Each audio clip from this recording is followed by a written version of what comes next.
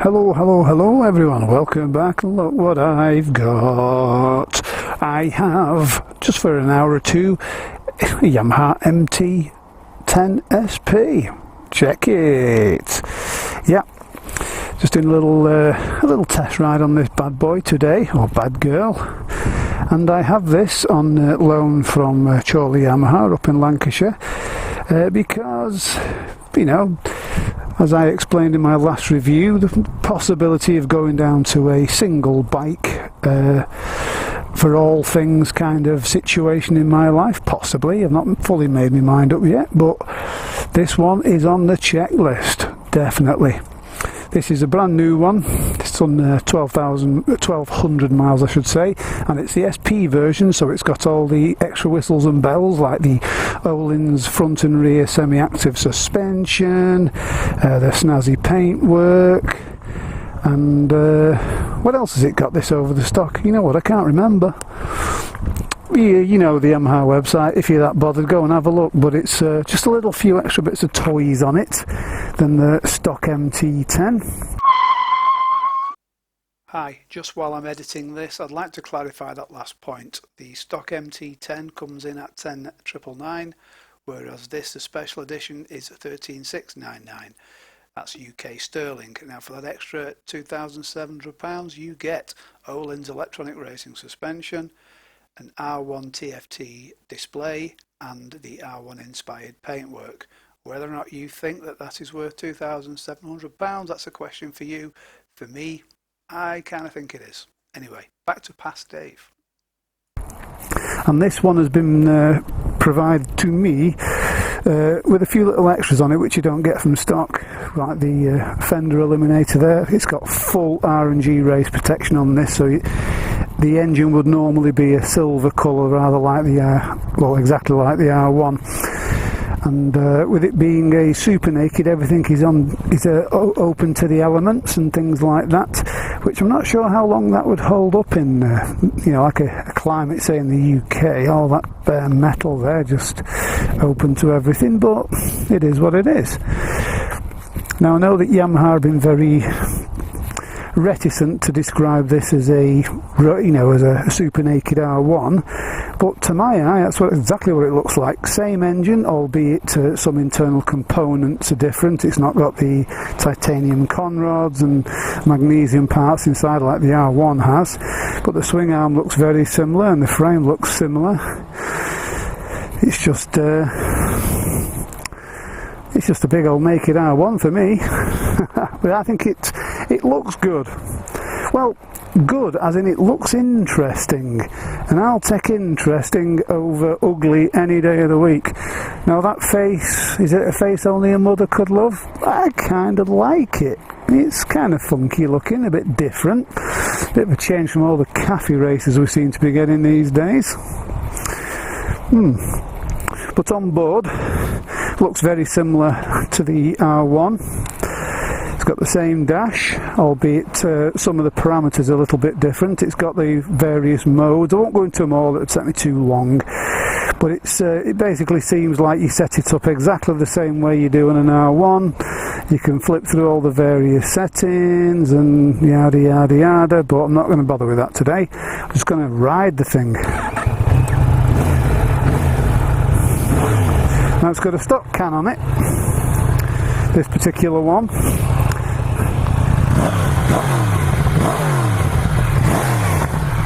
But it sounds pretty damn good. And wheel wise it's rocking some Battle Axe, where are they? What's the name? S20s, which I have heard of very good sort of all-round tyres.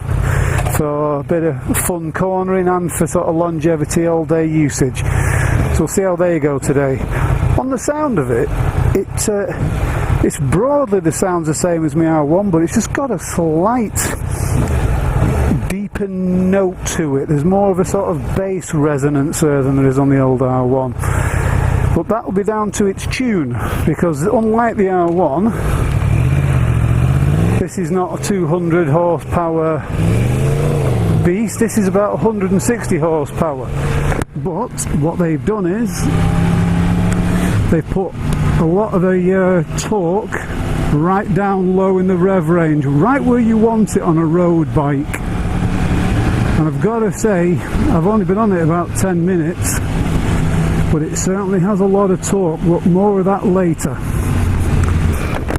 Now, because I'm used to an R1, it's taken me quite a while to stop riding this like an R1. Like, I don't have to ride in second gear at 30 miles an hour.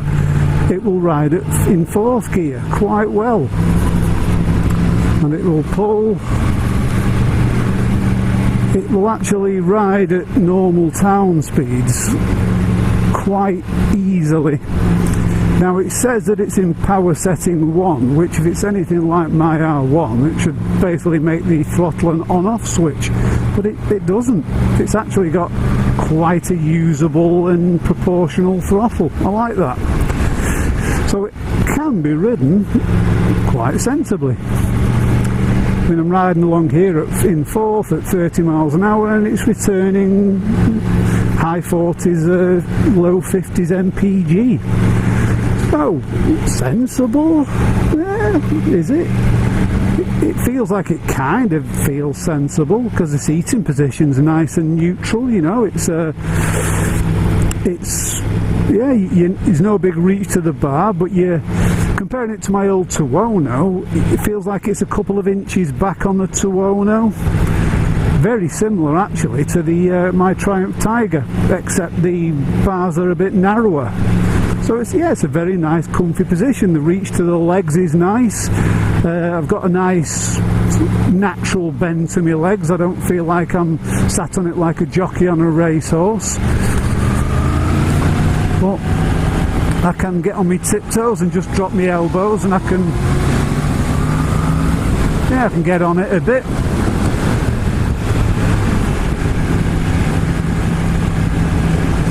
But yeah, I do like the seating position. But it's got the R1 engine in it, albeit with a few tweaks. So let's see what it can do a little bit more.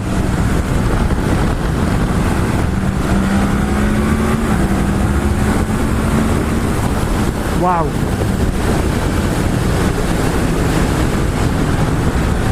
Yep. It's powerful. It's powerful. And that low down torque, I tell you what, much improvement on much improvement on my R1. Well, I say improvement, it's not an improvement, it's just different. The R1, all the torque comes in quite late in the rev range, you know, from sort of like, it doesn't really start cooking until 7,000, whereas this is there straight away. You know, it's in the torque now, and I'm only doing 5,000 RPM. You know, it's all there.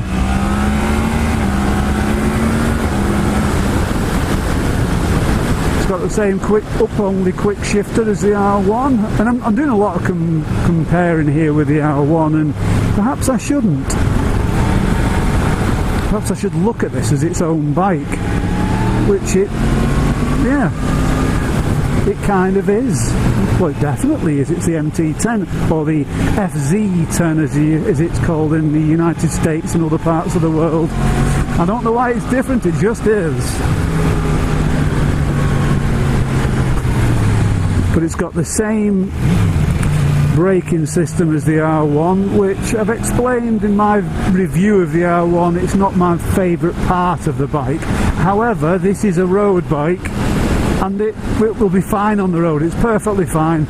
There is loads of braking power, tons. I'm two-finger braking that, no problem at all. You need to stop in a hurry, this will do it. As I said in my review of the R1, that was only really an issue that came to the surface under harsh track braking conditions, which personally I don't do on the road.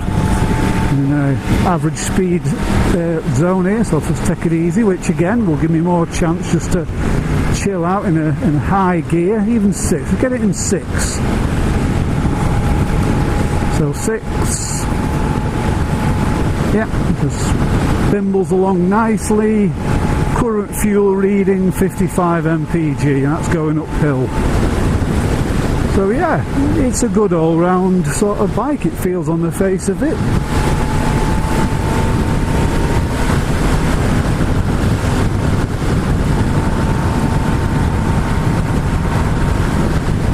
One thing it's not doing for me at the minute, it's not really sort of like plucking my strings like the Street Triple RS did, but that was the more visceral experience of that bike, the way you could rev it out.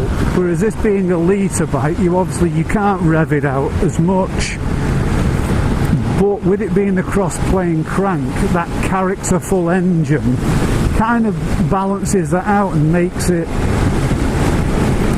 I don't know, a bike of two personalities. And here I am just doing 50 in top gear, 57 mpg showing, and it would probably do this all day, and I would feel comfortable to ride this all day. You know, happy seating position, low down torque, seemingly good gas mileage if you take it easy. It soon drops off if you don't.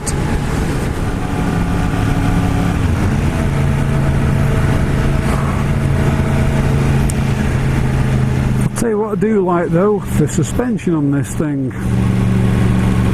As I said earlier, it's got the Öhlins semi-active suspension, which is all fully adjustable. At the minute, it looks like the settings are on A2. I don't know what A2 is. I'm not that inclined to start rooting around in the menu system to find out how to change it, because I'd just rather be riding the thing, you know. But I've ridden it through some pretty pothole infested roads in this short time I've had it, over some recently surface dressed roads, which I hate. That's a strong word for me to use. And it's felt really smooth and nice. It feels like it deals with the bumps pretty much, almost as, probably as well as my Triumph Tiger Explorer does.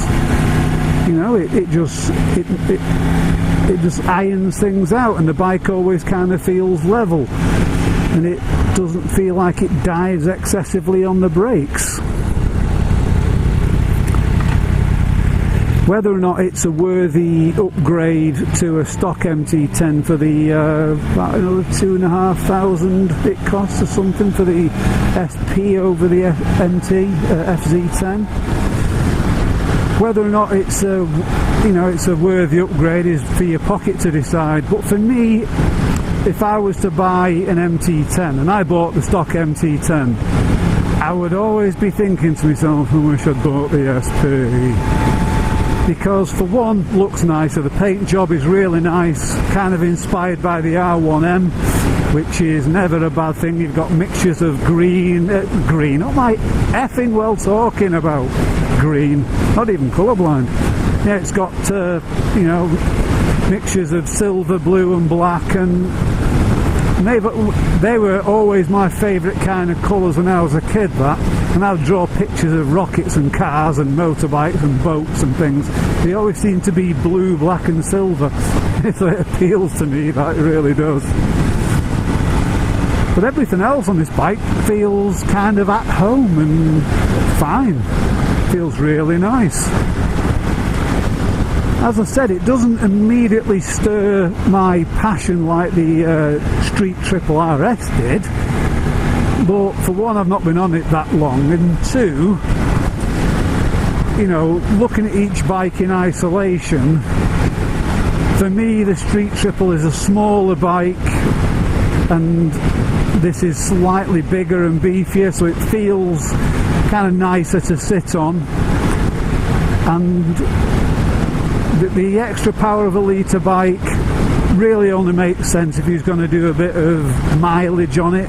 But with this, I feel like I could do some you know, some lightweight touring on this, throw some soft luggage on it, bungee, you can actually get a rack for the back, there's accessories out the wazoo with this thing, so you know you can pretty much spec it how you want it, so you could turn it into a fairly decent touring bike,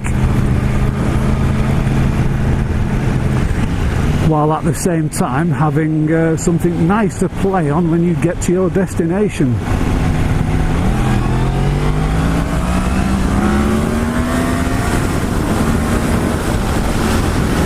And it lifts its wheel with absolutely no problem.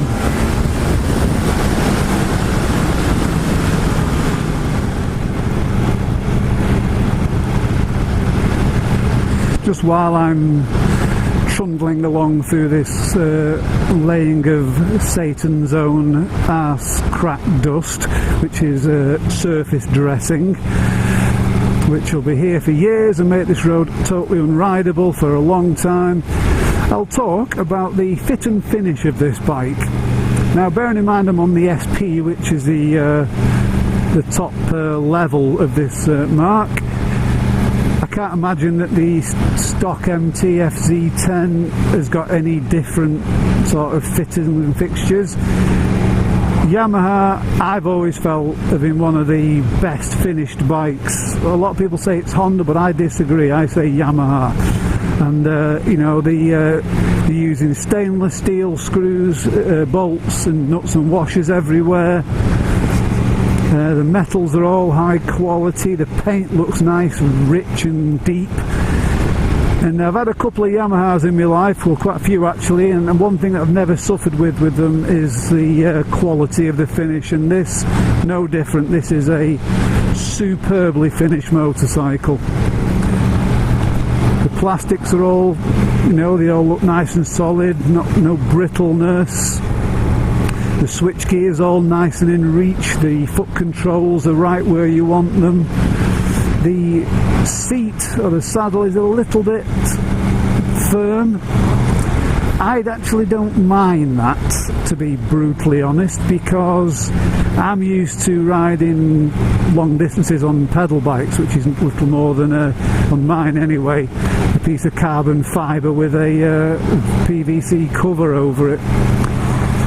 So yeah, you can get an aftermarket or a dealer after sales comfort seat for it, which I think includes a passenger seat, so it might be better for your pillion as well, because the pillion seat does look quite small. But other than that, sitting on it and riding it, it feels lovely. It feels really, really, really nice. The one thing I don't particularly like is these mirrors. They are a bit too short, and I have to pull my elbow in to see what's directly behind me, you know. So for me, those would come off and a set of bar end mirrors would go on, and it would finish the look of the bike off nicely too. Yeah, it would clear up all the front of it, so you have a nice unencumbered view over the front. It doesn't have any wind protection whatsoever, but I've said it again myself, if you don't have any wind protection at all, it's actually better than having some, because if you've got none, the wind blast hits the whole of your torso and your head equally, and it's not uncomfortable. Whereas if you have a little fly screens and things down there, it tends to deflect it up into your face and your upper chest, and you basically feel the wind more for having a little bit of protection than none at all. Talking of wind protection, what I'll do, I'll take it for a couple of junctions on the motorway, see how it feels on the motorway. Because if I was to own this, or one like this, it would have to be able to, you know, do 200-300 mile journeys occasionally as I go and do my various activities around the country.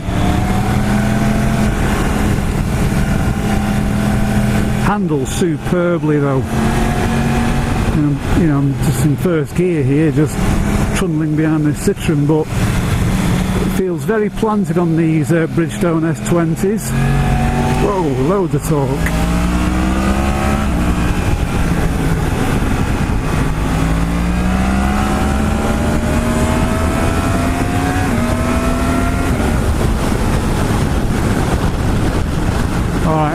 enough of that for now. Let's just play at being sensible. Top gear, 70 mph, and it has cruise control. How could I forget that? Cruise control set and on. Boom. Look at that. Like it. So, sitting on cruise control, 70 miles an hour on the motorway, the wind is not unbearable, and it's doing 55 miles to a gallon.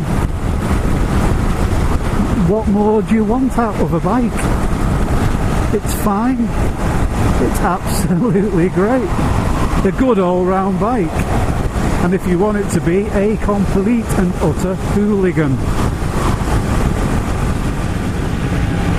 So while I'm not wowing about this bike like I was about the Street Triple RS, the main reason for that, and I've just been thinking about it, is because this bike feels very, very familiar to me. Even with the different torque characteristics and the different seating position, it just feels like I'm riding a more refined R1, like an R1 that's kind of like decided to take it easy for a bit, but can still rip your back teeth out if it wants to.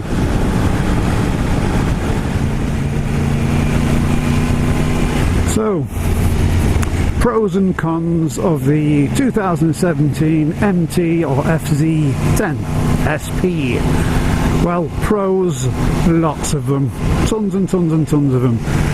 This cross-plane crank 1000cc engine is a utter peach. I like it on my R1, and I like it probably even more on this, because the way it's been tuned, the torque is phenomenal on it. I love it, and it's right where you want it, and you can ride it sensibly every day, reasonable MPG. The look of it, I like it. It's like, I'm putting the looks down to a pro, even though they may split opinion. It just looks different in a world full of cafe racers, and I like that just for that.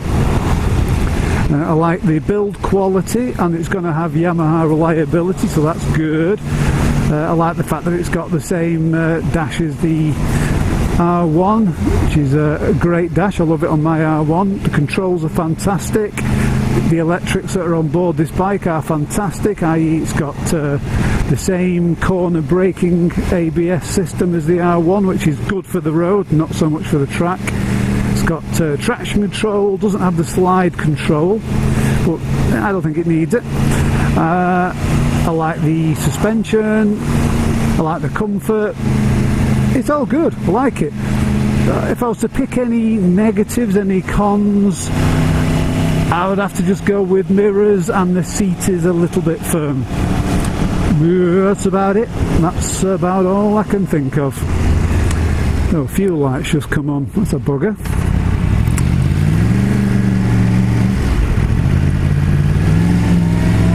Considering it was saying it was half full when I picked it up, that's not so good.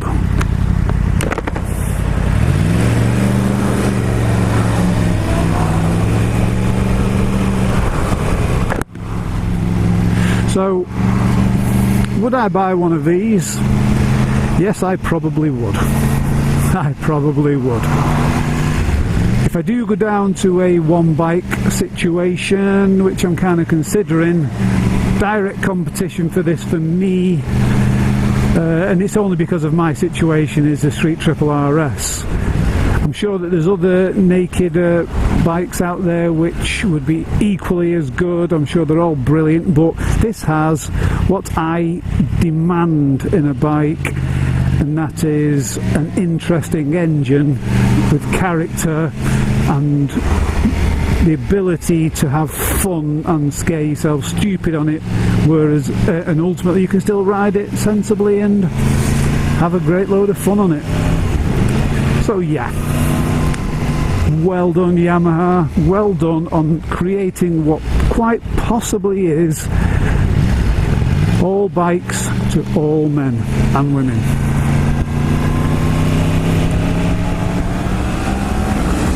So ladies and gentlemen, That's about wraps up my little test ride, first impressions of the MT/FZ-10. If I've not covered any part of it in this test ride and you want to ask me questions about it, please feel free to do so in the comments. I generally answer every comment I get posted because I'm not that big a channel, so it doesn't matter.